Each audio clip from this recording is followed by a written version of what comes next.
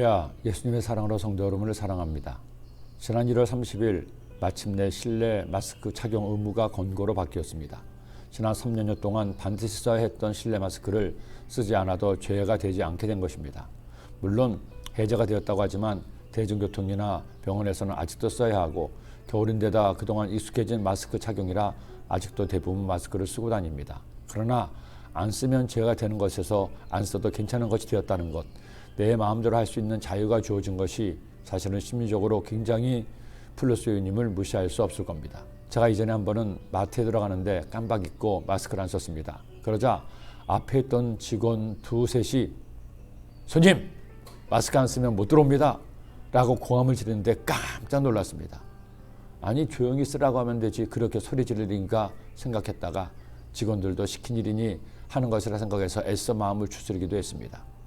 여하튼 마스크를 안 쓸 자유를 얻게 된 것만으로도 1월의 마지막 날들이 즐거운 날이 되었습니다. 그리고 생각해 보았습니다.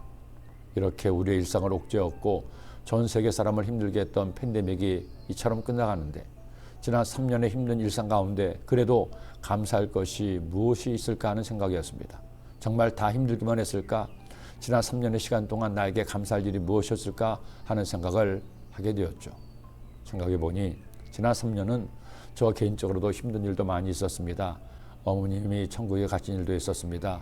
또 목회자 입장에서 지난 3년은 평생 겪어보지 못한 예배의 중단과 모임의 금지로 인해 뼈아픈 시간이기도 했습니다. 그런데도 감사할 것도 너무나 많았습니다. 하나님은 너무나 좋으신 하나님이시라 슬픔 중에도 위로를 주셨고 감당할 힘과 용기를 주셨습니다.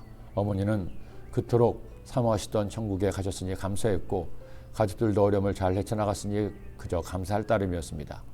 소아교회 오자마자 예배가 또 제한을 받아 예배인은 20명만 예배를 드렸지만 밑바닥에서부터 조금씩 회복되기 시작해서 이런 많은 분들이 함께 예배를 드리니 지난 3년을 통해 가장 감사한 것 중에 하나는 예배드림이 너무 큰 기쁨이 된 것입니다.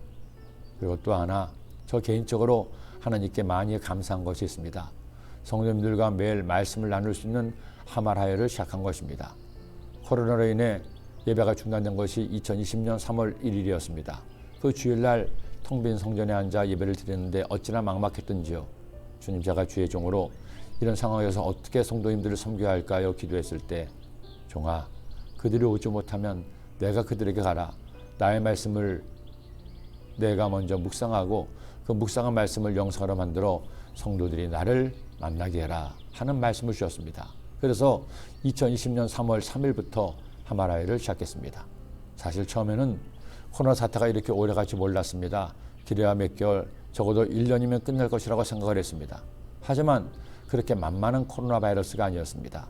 바이러스는 변이의 변이를 거듭하며 결국에는 대부분의 사람을 확진시키면서 서서히 세력이 약화되기 시작했습니다. 그렇게 시작한 하말하여를 지금도 이처럼 여러분과 나누고 있습니다. 벌써 만 3년이 다 되어 갑니다.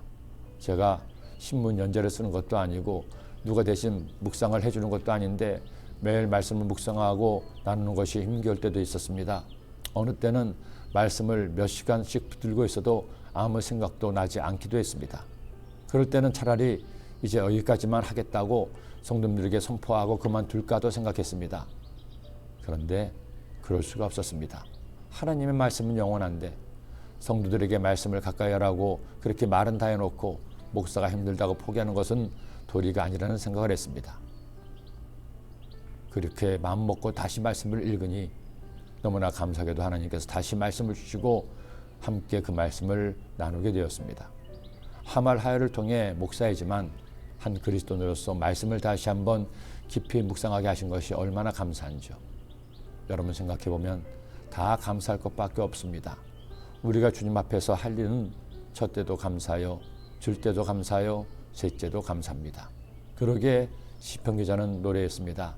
감소로 제사를 드리는 자가 나를 영화롭게 하나니 그 행위를 옳게 하는 자에게 내가 하나님의 구원을 보이리라. 기도드립니다. 사랑의 주님, 오늘도 한 날을 주심을 감사합니다. 오늘 이 날을 살아가면서 첫째도 감사, 둘째도 감사, 셋째도 감사, 모든 것에 감사하는 성숙한 성도가 되게 하여 주옵소서. 예수님의 이름으로 기도드립니다.